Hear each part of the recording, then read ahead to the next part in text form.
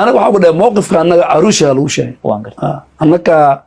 waxaan ka dambeynaa dawladda federaalka ee Soomaaliya boos dawladdaas ayaa yaan la simanahay gormaano natiijada heli karnaa waanta socota waanta laga hadli karo insha Allah ilaahay ilaahay soo dedejiyo estimate ka aysan karto maxaa ka 3 bilood 6 bilood wasiirka arrimaha dibadda mihi su'aashaas I think wasiirka arrimaha dibadda Soomaaliya ayaa la weydiin karaa Soomaaliya maanta waxay fadhidaa United Nations Security Council 20 years ago tasma lama filaynin Soomaaliya maanta debt relief laga qaaday World Bank IMF ay hadda la heshiinaysaa Soomaaliya waxa laga qaaday arms embargo marka reforms fara badan ayuu sameeyaa meeshaan u marayna inuu ay ka hadlayaan waan u sheegnaa sidii caadi diplomatic madaxweyne xasan tilaabooyin fara badan ayuu qaaday asagii dawladdiisa oo reforms khilaaf ayaa ka jira Soomaaliya waqti xaadirkan gaar ahaan waxaanu aragnaa Puntland iyo dawladda waxay isku dhagan yihiin Jubbaland oo aad xogwaal u tahay xaaladeeda iyaduna inay gooni u taagan tahay waa maxay aragtida ku aadan labadaas maamul iyo khilaafka kala dhaxay dawladda madaxweyne xasan iyo nakabo iyo garab iyo madaxda Jubbaland iyo madaxda Puntland ku digaana waxaana arrinkaas in lagu xaliyo diplomacy lagu xaliyo hadda anaka wadanka waxaa qabnaa 47 counties iyo dawladda sare counties way ka dambeeyaan waxaan rabnaa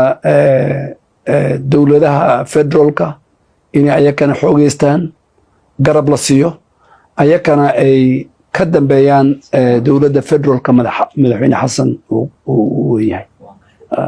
dawladda Kenyana Arusha bay ugu cadeysay madaxweyne xasan arrinka Jubbaland iyo Soomaaliya waa in lagu xaliyo arrin diplomatic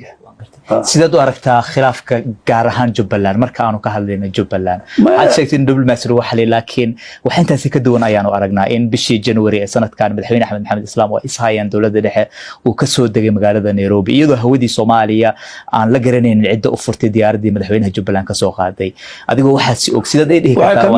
waxay ka mid tahay diplomacy la wadi waan gartay ما وضع هذا لا يسوع وضع هذا البوها دبلوماسي دولة كينيا يا جبلان كسوق هذا أحمد مدحوين حسن مدحوين روتو مدحوين جبلان إماتيسي waxaan ku dii waxa kamid ahayd qayb kamid ahayd inay laga tashado arrinkaas sidii lagu xaliyo diplomatically walina hada jaamid way front waan gartay halkay wax la gaarsiiyay markaa meesha warka u gaar waan doontaa waan baa socotaa waan gartay marka wax gudub oo aad Kenya ahaan ku sameeyeen Jubbaland inaad u tagtaan madaxweynaha ma ahayn waxaad gudub ma ahayn anaga waxa u dhahay mowqifka anaga Arusha lagu sheegay waan gartay laakiin waxaan rabnaa Soomaali oo mid Soomaali oo jirto Soomaali oo goboladeeda ama federal states iyo centerka ay la shaqeynayaan waxaan rabnaa Soomaali oo annaka aan ku faano aniga kula hadlaayo Soomaali baan Soomaali burbursan faa'iido ugu ma jirto Soomaali kala socoto faa'iido ugu ma jirto Soomaali degan oo jamciye aan iska aadi karo xamar soo joogi karo ama Garowe ama Hargeysa ama Kismaayo ama Baydawa Monday ku soo noqon karo Nairobi yaa rabaani halka waanta ee socdo goorma muhiimadana waxa weeyo inay nabadgelyada security-ga Soomaaliya dadka Soomaaliya u dhashay dadka ajnabiga NGOs ka shaqeeyaan xuduudka annagoo mid oo walaal